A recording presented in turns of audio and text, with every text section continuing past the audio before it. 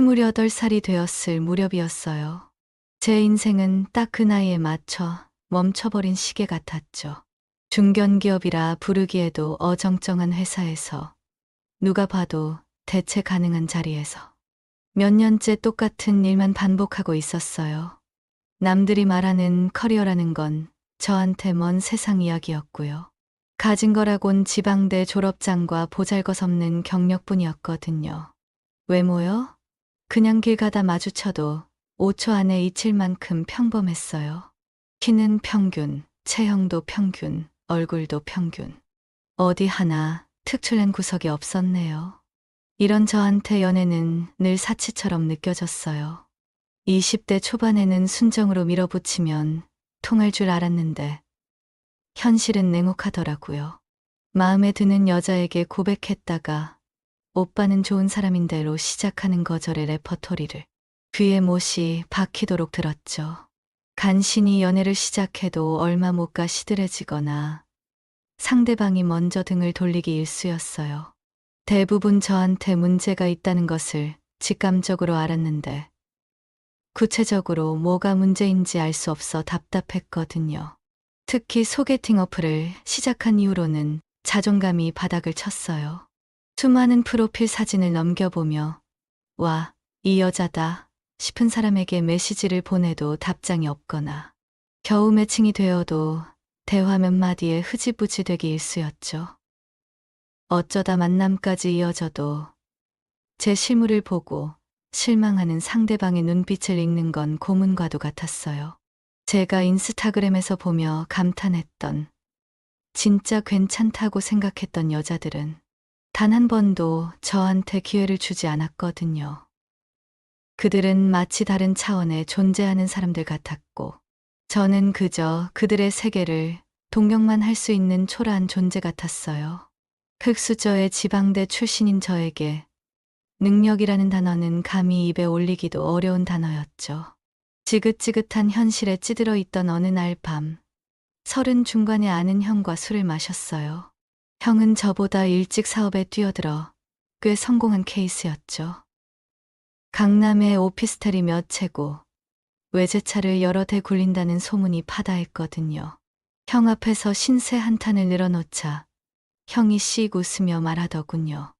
야, 너 몇 살이야? 30 다 돼가잖아. 네, 곧 30이죠. 그 나이 먹고 여자 만나려면 말이야.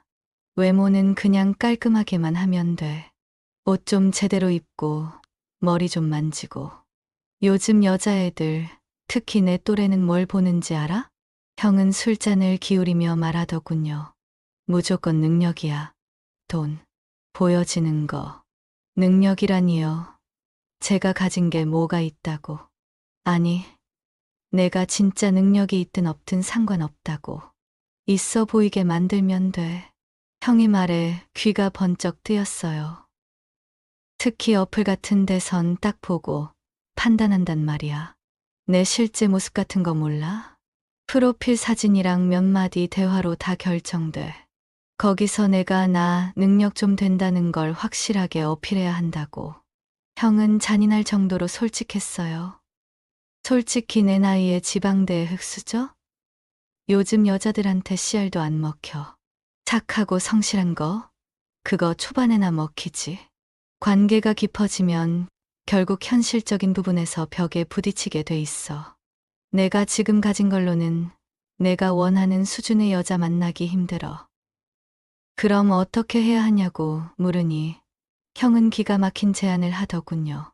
아니, 제안이라기보다는 지시 같았어요. 어플 프로필에 직업 자영업, 연봉 2억 이상 이렇게 써. 아니, 더 크게 불러도 상관없어. 월 2천 이상 번다고 대놓고 어필해. 그걸 어떻게 믿어요? 내가 그럴듯하게 포장하면 돼. 내가 어떻게 사업 시작했고, 어떻게 돈 벌었는지 자세히 알려줄게. 그거 그대로 외워서 말해.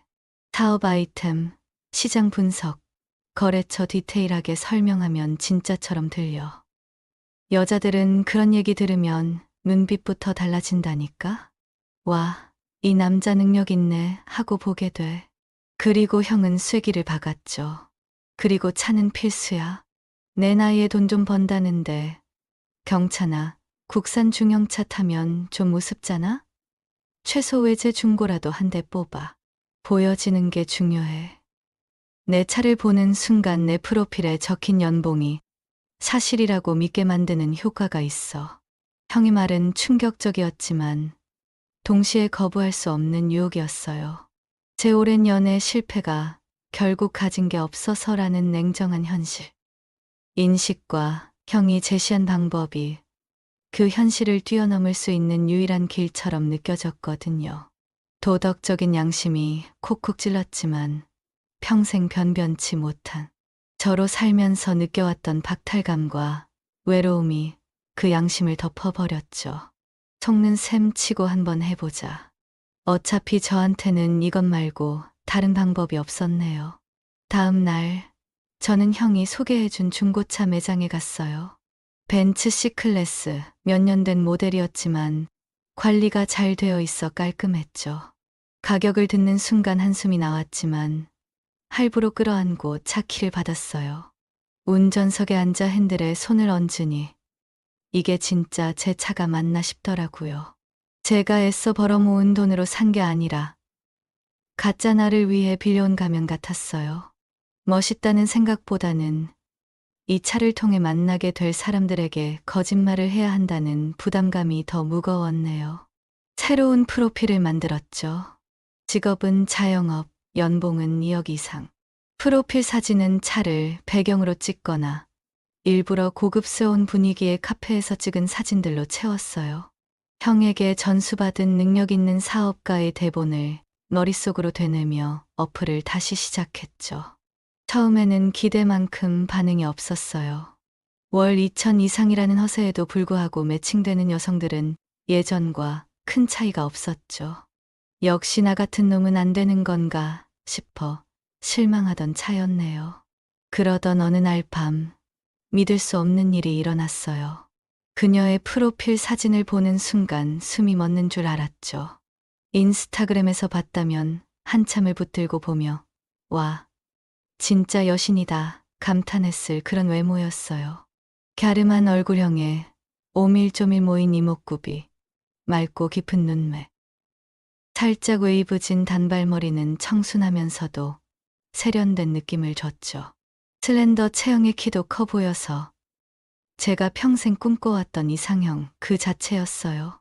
마치 다른 세계에서 잘못 넘어온 사람 같았네요. 설마 이런 여자가 저한테 매칭될 리가 없겠죠. 하지만 형의 말이 떠올랐어요. 보이는 게 다다. 돈 많은 척 해라. 마지막이라는 심정으로 메시지를 보냈죠. 예전 같으면 조심스럽게 말을 걸었겠지만 이번에는 달랐어요. 형이 가르쳐준 대로 제대로 어필했죠. 프로필 사진 보고 너무 예쁘셔서 깜짝 놀랐습니다. 제 이상형이셔서 혹시나 하는 마음에 용기 내어 메시지 보냅니다. 자영업으로 월 2천 이상 벌고 있는데 이런 분과 대화할 기회가 있을까 싶네요. 혹시 괜찮으시면 커피 한잔 하며 알아갈 수 있을까요? 뻔뻔하고 노골적인 메시지였죠. 하지만 기적처럼 잠시 후 그녀에게서 답장이 온 거예요. 안녕하세요. 메시지 보고 저도 깜짝 놀랐어요. 그렇게 능력 있으신 분이 저한테 연락 주시다니 정말 영광입니다. 저야말로 오빠 같은 분이랑 이야기 나눠보고 싶어요. 언제 시간 되세요? 답장을 확인한 순간 손이 부들부들 떨렸어요. 이게 현실인가? 수없이 차이고 무시당했던 제가 이렇게 완벽한 이상형에게 연락이 오고 심지어 호감까지 표현받다니. 형의 조언이 진짜 통하는 걸까요? 아니면 그냥 운이 좋았던 걸까요? 온갖 생각이 머릿속을 헤집었죠. 약속을 잡았어요. 장소는 강남의 분위기 좋은 레스토랑. 약속 날이 다가올수록 심장이 터질 것 같았죠. 동시에 불안감도 커졌어요. 사진이랑 다르면 어쩌지? 내가 거짓말하는 걸 들키면 어쩌지? 전날 밤새 잠을 설쳤네요. 혹시 모를 상황에 대비해 비싼 미용실에서 머리를 다듬고 백화점에서 꽤 비싼 셔츠와 바지를 샀어요. 중고 벤츠는 세차장 가서 왁스까지 먹여 번쩍거리게 만들었죠. 완벽한 가짜를 만들기 위한 노력은 처절했네요. 약속 당일, 레스토랑 앞에서 기다리는데 저 멀리서 그녀가 걸어왔어요. 하얀 원피스를 입고 힐을 신고 걷는 모습이 비현실적으로 아름다웠죠. 가까이 다가올수록 심장이 빠르게 뛰었어요. 사진과 똑같았죠. 아니, 사진보다 훨씬 더 예뻤네요. 조망만한 얼굴에 또렷한 이목구비, 사슴 같은 눈망울. 단발머리가 바람에 살랑거릴 때마다 심장이 간질거렸어요. 딱 보기에도 여리여리한 슬렌더, 체형의 키도 커서 모델 같았죠.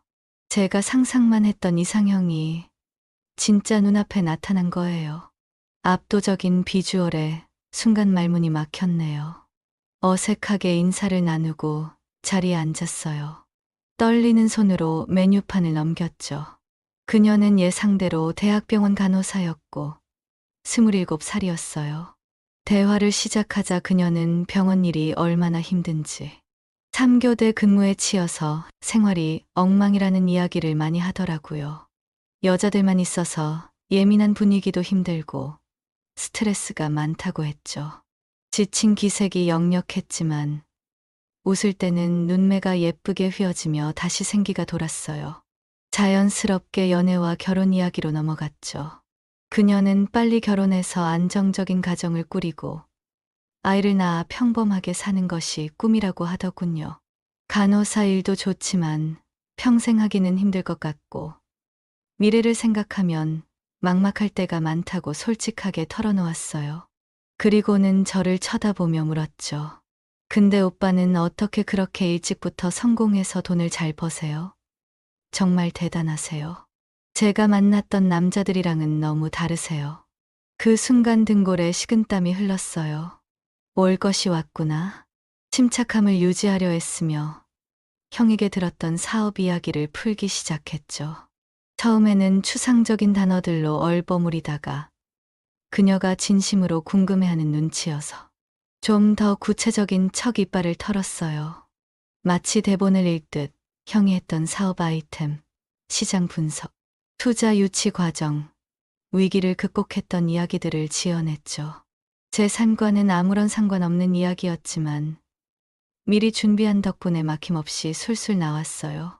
중간중간 경제 뉴스에서 주워들은 어려운 용어들도 섞었으니 더 그럴듯하게 느껴졌네요.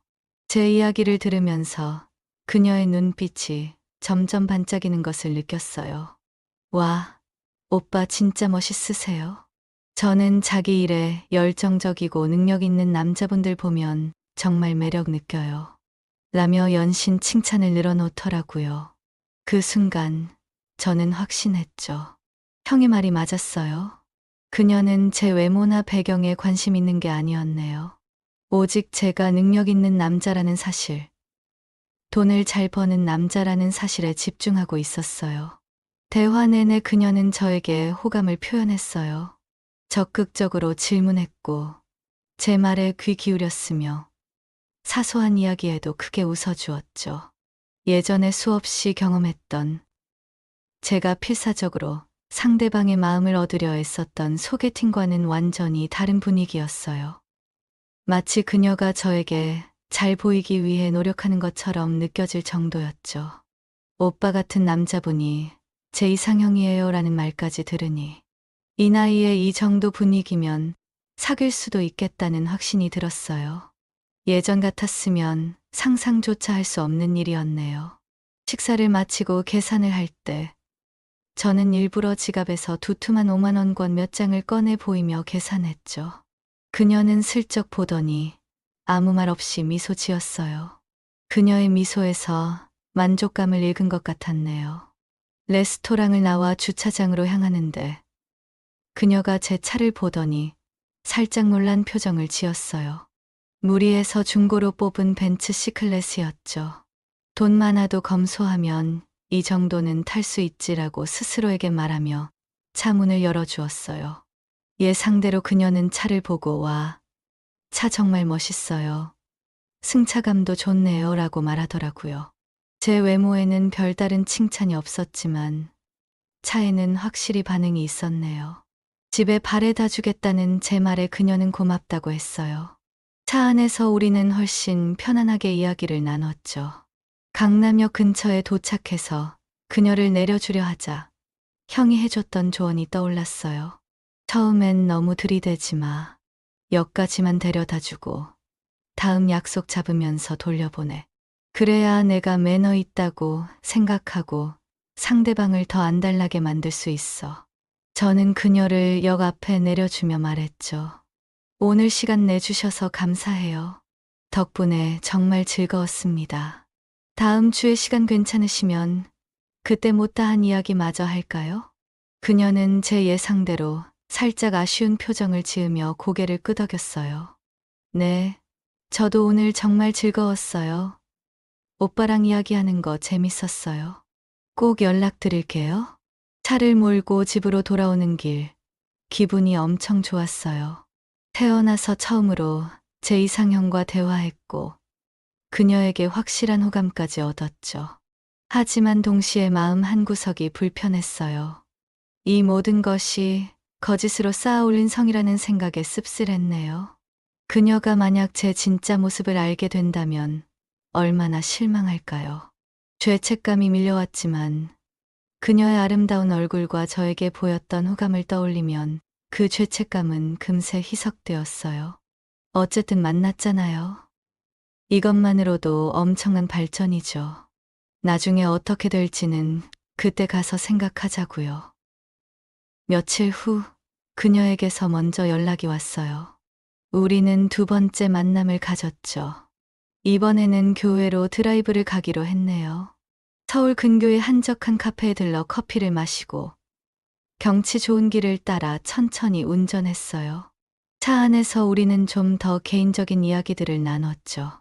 그녀는 병원에서 겪는 스트레스와 미래에 대한 불안감을 솔직하게 털어놓았고, 저는 그녀의 이야기에 귀 기울이며 공감해주는 척했네요. 물론 제 사업 이야기는 계속 이어나갔어요. 이번에는 좀 더 구체적인 수치와 계획을 들어가며 마치 진짜 성공한 사업가처럼 보이려 했었죠. 그녀는 여전히 제 능력에 감탄했고 저를 존경하는 듯한 눈빛으로 쳐다보더라고요. 드라이브를 하다가 노을이 예쁘게 지는 한적한 곳에 차를 세웠어요. 잠시 경치를 구경하며 차 안에서 쉬었죠. 묘한 분위기가 흘렀네요. 두 번째 만남에 이렇게 빠른가 싶기도 했지만 더 이상 기다릴 수가 없었어요. 이 기회를 놓치면 영원히 그녀를 놓칠 것 같다는 불안감에 사로잡혔거든요. 속여서 만난 관계이니 여기서 안 되면 그냥 빨리 끝내자는 생각도 들었죠. 실패해도 괜찮다는 마음으로 용기를 냈어요. 심호흡을 하고 그녀의 눈을 바라보며 말했죠. 솔직히 말하면 처음 어플에서 내 사진 봤을 때부터 심장이 엄청 뛰었어. 만나보고 나서는 더 좋아졌고 그녀가 살짝 눈을 크게 떴어요. 수줍은 미소를 머금고 저를 쳐다봤네요. 내가 내 이상형이라는 말 그냥 하는 소리 아니야. 이렇게 좋은 기회를 놓치고 싶지 않아. 우리 사귀자. 제 말을 마치자마자 심장이 터질 것 같았어요. 과거 수많은 거절의 기억이 스쳐 지나갔죠. 하지만 그녀의 반응은 제가 예상했던 것과 달랐네요. 제 말을 듣자마자 얼굴이 환해지더니 망설임 없이 고개를 끄덕이는 것이었어요. 정말요? 저도 오빠가 정말 좋았어요. 능력도 있으시고 무엇보다 저한테 이렇게 솔직하게 말씀해 주시는 것도 좋아요. 우리 사귀어요? 그녀는 환하게 웃으며 제 팔에 안겨왔어요. 그동안 무수히 많은 여자들에게 차였던 과거가 파노라마처럼 스쳐 지나가면서 그때마다 느꼈던 수치심과 좌절감이 한순간에 날아가는 듯했죠. 하지만 그 기쁨과 동시에 왠지 모를 씁쓸함이 밀려왔어요. 이 기적적인 순간이 거짓 위에 세워졌다는 사실을 누구보다 잘 알고 있었기 때문이죠. 정말 저라는 사람 자체를 좋아해 주는 사람은 평생 없을지도 모른다는 절망감도 살짝 스쳤네요. 교회를 더 달리다가 완전히 어둑해질 무렵 인적이 드문 곳에 차를 세웠어요. 잠시 쉬었다 가자고 했더니 그녀도 순순히 응했죠. 그녀가 갑자기 제 손을 잡으며 말하더군요. 오빠, 잠깐만. 심장이 철렁했어요. 혹시 제가 너무 급했나? 아니면 이제 와서 제 본능적인 모습에 실망한 걸까요? 불안감이 엄습했죠. 그녀는 장난스러운 표정으로 웃으며 말했어요. 우리 너무 빠른 거 아니에요? 그녀의 말에 순간 머리가 빠르게 돌아갔어요. 여기서 멈추면 안 된다. 이 기회를 놓치면 후회할 것 같았죠. 안 되면 진짜 끝이라는 생각으로 진심 반, 거짓 반의 말들을 쏟아냈어요. 빠르다고? 그래, 빠르지. 근데 너가 처음부터 너무 맘에 들었어. 어플에서 봤을 때부터 숨 막히게 예뻤고, 만나보니까 말도 잘 통하고, 이렇게 좋은 사람 내 여자로 만들고 싶다는 생각밖에 안 들었어. 하루라도 빨리 너랑 더 가까워지고 싶다는 마음에 좀 급했나 봐. 제 뻔뻔하지만 절박한 말에 그녀는 소리내어 웃었어요.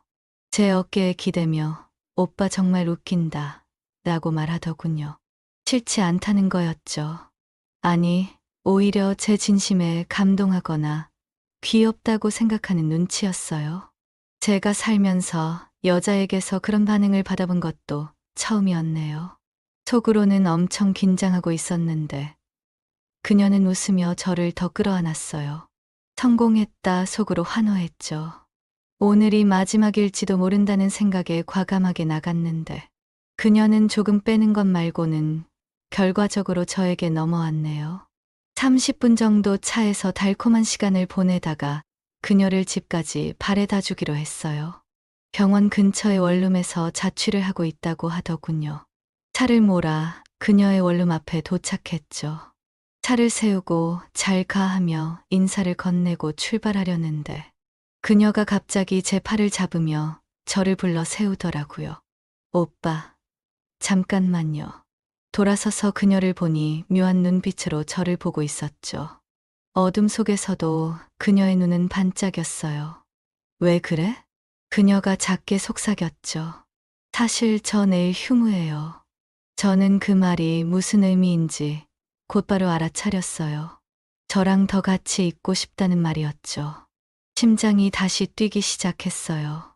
복잡한 감정들이 뒤섞였죠. 이 밤이 지나면 또 어떤 현실이 기다릴까요? 이 관계의 끝은 어떻게 될까요? 하지만 그 순간에는 그 모든 걱정이 무의미하게 느껴졌어요. 그녀의 눈빛과 작은 손짓 하나에 이끌리듯 저는 그녀의 작은 원룸으로 따라 들어갔죠. 좁지만 아늑한 공간에서 그녀의 향기가 가득한 곳에서 저는 태어나서 처음으로 제가 진심으로 원했던 여자를 가졌다고 생각했어요.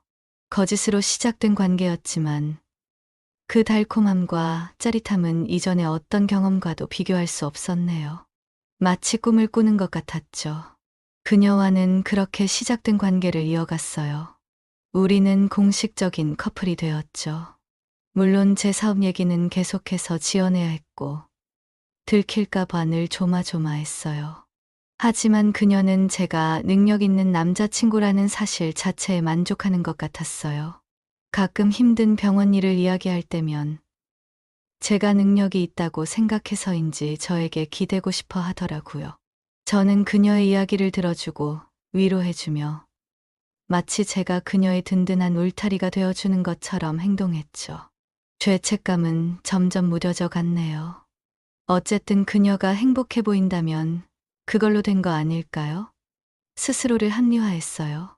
이 관계는 거짓으로 시작되었지만 그녀는 저를 정말 좋아하는 것 같았고 저 역시 그녀가 예뻐서 좋았거든요. 그녀와 만나는 중에도 어플은 지우지 못했어요. 새로운 사람을 만나면 또 다른 재미가 있을 것 같다는 생각, 그리고 언제 이 관계가 끝날지 모른다는 불안감 때문이었죠. 예전처럼 진지한 관계를 찾기보다는 가볍게 만나거나 그저 새로운 사람과 대화하며 무료함을 달래는 용도로 사용했어요. 어느 날 어플에서 누가 남친은 있지만 그냥 카톡할 사람 구한다는 프로필을 봤어요. 이름은 민지. 20대 후반이었죠. 묘하게 끌렸어요. 진지할 필요 없이 가볍게 만나기에 딱 좋겠다는 생각에 바로 메시지를 보냈죠. 안녕하세요. 남친은 있지만 카톡 친구 구하신다고 해서 연락드렸어요. 저도 심심하던 참인데 편하게 이야기 나누실래요? 남친분한테는 비밀로 해드릴게요. 조금은 대담한 메시지였지만 그녀는 바로 답장을 보냈어요. 오, 비밀 좋아요. 편하게 이야기 나눠봐요. 민지와는 몇 번 카톡을 주고받다가 자연스럽게 제 차 이야기가 나왔죠. 물론 일부러 꺼낸 이야기였어요. 주말에 할 일 없어서 드라이브나 다녀왔네요. 같은 식으로요. 그녀는 바로 반응하더라고요. 어? 오빠 외제차 타세요? 멋지다. 저도 드라이브 엄청 좋아하는데. 라는 말에 저는 기다렸다는 듯이 차종을 흘렸어요. 아, 그냥 타는 차예요. 벤츠 C클래스 타고 있어요. 그러자 민지가 말했죠. 와, 진짜 멋있다. 저 날씨 좋을 때 드라이브 너무 가고 싶었는데 오빠 차로 드라이브 시켜주실래요? 별 망설임 없이 약속을 잡았어요. 현재 여자친구에게는 친구 만난다고 둘러댔죠. 죄책감은 느껴졌지만 이미 익숙해진 거짓말이라 어렵지 않았네요. 주말 오후 민지를 만났어요. 사진과 크게 다르지 않았지만 첫 번째 여자친구만큼 압도적인 느낌은 아니었죠. 그래도 예쁘장했고 꾸밀 줄 아는 여자였어요. 딱 꾸민 티 나는 예쁨이었네요. 먼저 스타벅스에 들러 커피를 사주고 서울 근교의 한적한 드라이브 코스로 향했어요. 차 안에서 우리는 이런저런 시시콜콜한 이야기들을 나눴죠. 남친 얘기, 회사 얘기, 취미 얘기 솔직히 깊은 대화는 아니었지만 2시간 정도 함께 달리니 어느 정도 편안한 분위기가 되었어요. 민지는 제가 농담을 하면 잘 웃어줬고 제 차를 보며 계속 멋지다고 하더군요.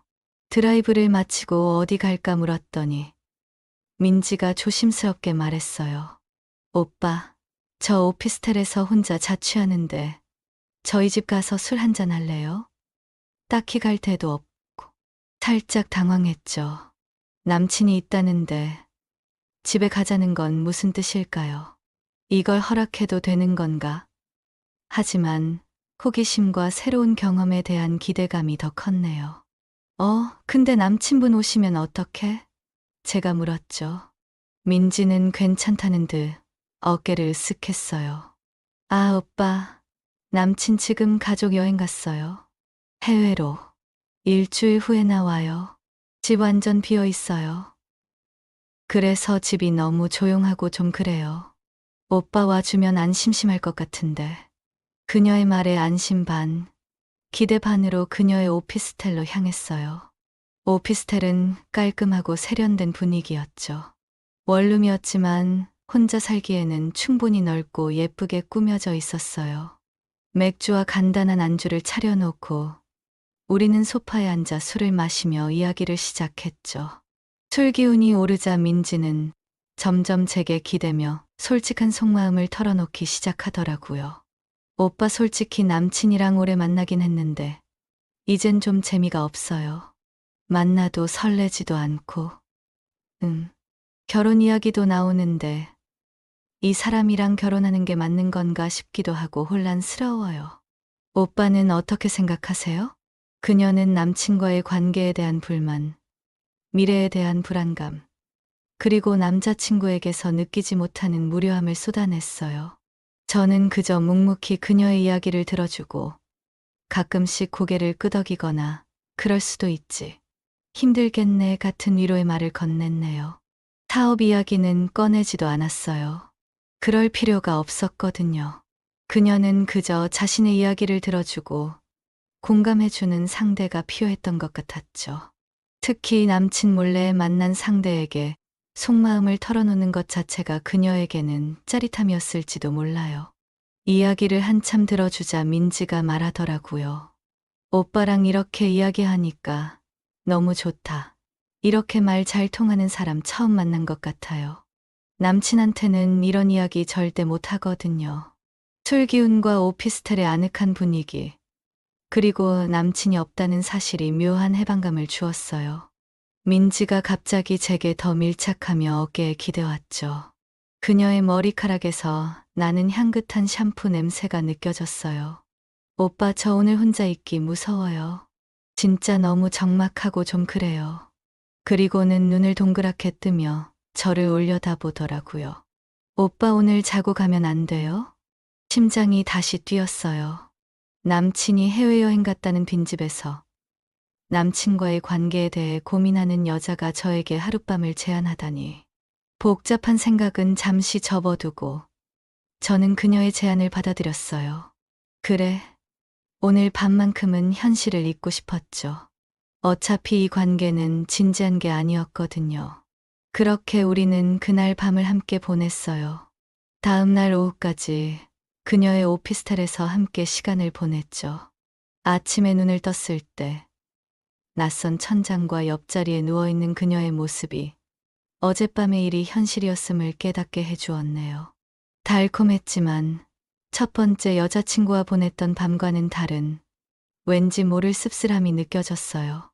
민지는 소파에 앉아 커피를 마시며 소파 맞은편에 앉아 있는데 민지가 갑자기 휴대폰에서 눈을 떼고 저를 쳐다봤어요. 그리고는 마치 어젯밤 일이 전혀 기억나지 않는다는 듯한 너무나도 태연한 표정으로 말하더라고요. 오빠?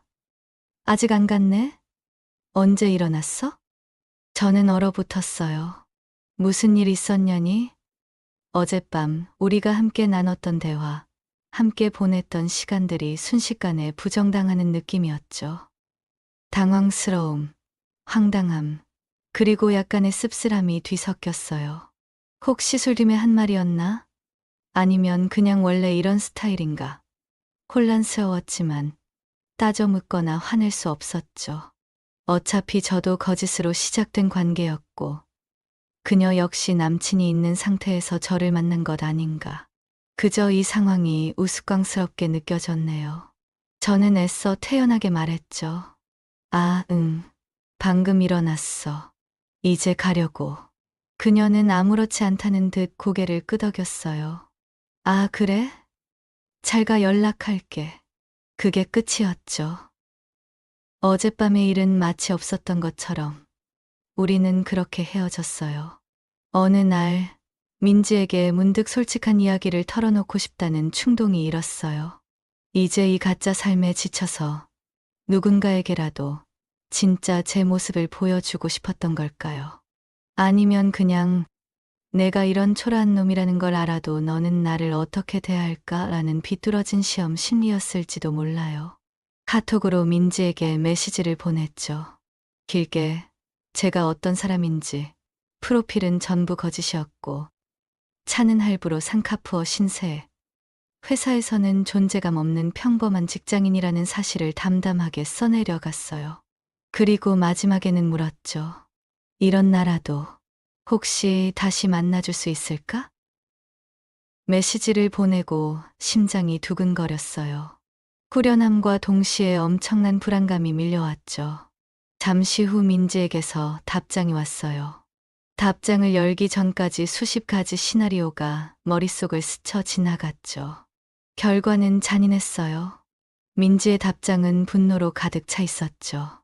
뭐, 사기꾼이었네? 진짜 어이가 없다. 그걸 지금 나한테 말이라고 해? 사람을 뭘로 보고. 너 같은 쓰레기랑 내가 뭘 만나? 진짜 토 나온다. 욕설이 섞인 답장과 함께 그녀는 저를 차단했어요. 뒤도 돌아보지 않고 정말이지 단 한순간의 망설임도 없이 저를 내치더군요. 제 초라한 진실은 그녀에게 혐오감만 안겨줬을 뿐이었죠. 예상은 했지만 막상 현실로 닥치니 충격이 컸어요. 역시 나는 안 되는구나. 내 진짜 모습으로는 아무도 나를 원하지 않는구나. 절망감이 다시 저를 집어삼켰어요. 민지에게 차단당하고 한동안 충격에 빠져 어플을 멀리했어요. 하지만 그 허전함을 견딜 수 없었죠. 다시 어플을 켰을 때는 더 이상 진지한 관계에 대한 기대는 사라진 후였어요. 그저 가볍게, 아무런 책임 없이 만날 상대를 찾았죠. 그때 프로필 하나가 눈에 들어왔어요. 40살 정도 되어 보이는 평범하지만 인자해 보이는 인상의 여성이었죠. 나랑은 좀 많이 다르네. 싶었지만 딱히 다른 끌리는 프로필도 없었고 새로운 시도라는 생각에 메시지를 보냈어요. 물론 똑같은 수법이었죠. 잘 나가는 자영업자, 고연봉, 벤츠 오너. 그녀와 매칭이 되었고 대화는 의외로 잘 통했어요. 나이 차이가 꽤 났지만 대화가 편안했고 그녀는 제가 하는 말에 잘 웃어줬죠. 몇 번 대화를 나누고 실제로 만나기로 약속을 잡았어요. 딱히 기대는 없었지만 그냥 궁금했어요. 이 나이 많은 여성은 어떤 사람일까? 약속 장소에서 그녀를 만났을 때 사진과 크게 다르지 않았어요. 꾸미지 않은 듯 자연스러운 모습이었고 차분한 분위기를 풍겼죠. 대화를 나누면서 그녀는 자신의 인생 경험에 대해 솔직하게 이야기했어요. 젊은 시절 결혼했다가 이혼한 이야기, 자녀 이야기. 저는 제 가짜 이야기를 늘어놓다가 문득 묘한 기분이 들었어요. 이 여성에게까지 이런 거짓말을 해야 하나. 어차피 이 관계가 뭘로 이어질지도 모르는데. 게다가 민지에게 처절하게 거절당한 후라 또다시 이런 거짓말을 반복하는 게 너무 비참하게 느껴졌죠. 용기를 내서 말했어요.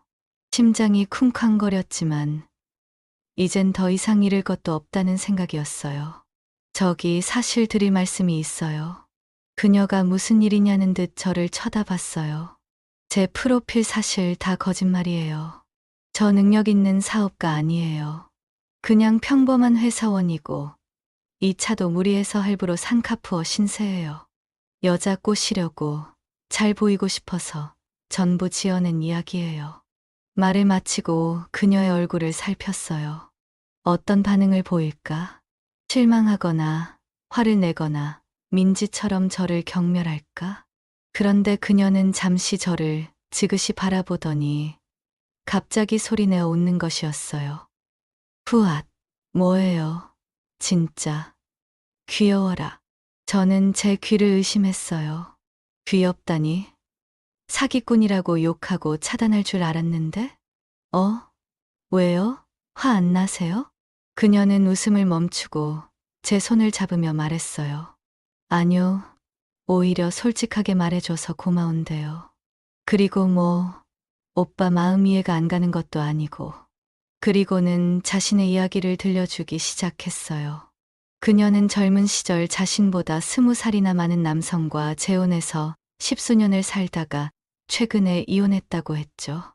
이혼하면서 전 남편에게서 꽤 큰 위자료와 재산을 받았고 경제적으로는 전혀 부족함이 없다고 말했어요. 사실 이혼하고 나니까 좀 적적하더라고요. 딱히 만날 사람도 없고 그래서 어플 같은 거 시작해봤는데 젊은 사람들이랑 이야기하는 게 재밌더라고요. 그녀는 싱긋 웃으며 말을 이었어요. 특히 당신처럼 젊고 뭐랄까 순수한 느낌의 남자들 보면 재밌어요. 능력 있다고 허세 부리는 사람들도 많은데 솔직하게 다 털어놓는 사람은 처음 봤어요. 그게 귀엽네요. 저의 서툰 거짓말과 그걸 솔직하게 털어놓은 모습이 그녀에게는 신선하고 재밌게 느껴졌나 보더군요. 그녀에게 저는 진짜를 기대하는 상대가 아니라 그저 새로운 재미를 주는 어린 남자에 불과했던 거죠. 저는 씁쓸했지만 동시에 묘한 안도감을 느꼈어요. 적어도 이 여성은 제 없음을 비난하지 않았거든요. 제 진짜 모습을 비록 연민이나 재미의 대상으로 볼지언정 받아줬으니까요. 이 관계가 사랑으로 발전할 리는 없다는 것을 직감했지만 한동안 그녀와 편안하게 만났어요. 그녀는 제게 물질적인 것을 요구하지 않았고 가끔씩 제가 부담스러워할까봐 오히려 먼저 밥값이나 데이트 비용을 내주기도 했죠. 그녀는 저에게 능력이 아닌 솔직함을 높이 샀고, 저는 그녀의 이해심과 편안함에 기대었어요. 그녀의 이름은 옥순이었어요. 그런데 말이에요. 옥순과 만날수록 점점 더 좋아지는 거예요. 처음엔 저도, 그녀도 그저 새로운 사람과의 가벼운 만남, 어쩌면 그녀가 말했던 젊은 남자와의 이야기 나누기 정도로만 생각했던 것 같아요. 하지만 우리는 의외로 잘 맞는 구석이 많았어요. 저는 그녀의 경험에서 우러나오는 지혜와 차분함의 편안함을 느꼈고, 그녀는 제가 세상을 바라보는 방식이나 소소한 유머의 재미를 느꼈죠. 대화가 끊이지 않았고, 함께하는 시간은 예측 불가능한 어플 속 만남들보다 훨씬 안정적이고 즐거웠어요. 제가 평범한 회사원으로서 겪는 어려움이나 미래에 대한 고민을 이야기해도 그녀는 무시하거나 실망하는 기색 없이 진심으로 귀 기울여 주었어요. 예전 같으면 숨기기에 급급했을 제 초라한 현실이 그녀 앞에서는 전혀 부끄럽지 않았죠. 어느 순간부터 그녀는 저를 끔찍이 챙기기 시작했어요. 제가 야근이라도 하는 날이면 걱정하는 메시지를 보내고, 피곤해 보인다고 하면 직접 음식을 싸서 회사 근처로 찾아오기도 했어요. 마치 오래전부터 저를 알았던 사람처럼, 아니, 마치 제가 그녀의 서방님이라도 되는 것처럼 저를 보살폈죠. 특히 기억에 남는 건 제가 감기 기운이 있어 골골거릴 때였어요.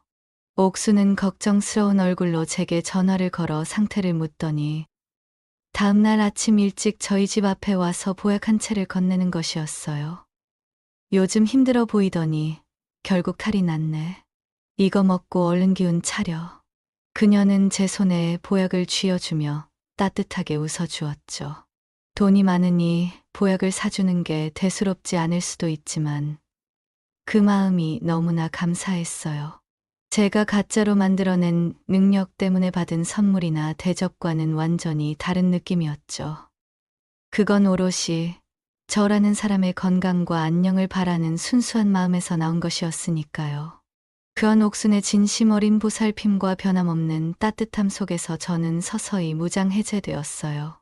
가짜 페르소나 뒤에 숨어 인정받으려 애썼던 시간들, 차갑게 거절당하며 느꼈던 수치심과 외로움, 그 모든 상처들이 옥순이라는 사람의 품 안에서 아물어가는 것을 느꼈죠. 더 이상 그녀를 어플에서 만난 돈 많은 이혼녀나 엔조이 대상으로 볼 수 없었어요. 그녀는 제게 가장 편안한 친구이자 깊은 속마음을 털어놓을 수 있는 상담자이자 그리고 무엇보다 저를 있는 그대로 사랑해주는 소중한 사람이 되어 있었죠. 제가 처음 그녀에게 솔직하게 제 바닥을 드러냈을 때 귀엽다고 웃어주었던 그 순간이 어쩌면 저희 사랑의 시작이었을지도 모른다는 생각을 했습니다. 나이 차이? 경제적인 격차? 그런 것들은 더 이상 중요하지 않았어요. 우리는 서로의 영혼에 이끌렸고 서로의 부족한 부분을 채워주며 서로에게 진정한 안식처가 되어 주었습니다. 그리고 어느 날 저는 깨달았어요. 제가 옥순을 사랑하고 있다는 것을요. 28 멈춰버린 시계 같았던 제 인생이 30대 중반의 그녀를 만나 비로소 사랑이라는 이름으로 다시 힘차게 뛰기 시작했다는 것을요. 처음에는 거짓으로 시작했던 관계, 가벼운 만남을 기대했던 인연이었지만 예상치 못한 곳에서 저는 제 삶의 가장 큰 행복, 진정한 사랑을 찾게 된 것입니다. 옥순과 저는 그렇게 세상의 기준과는 조금 다르지만 우리만의 방식으로 깊은 사랑에 빠졌습니다.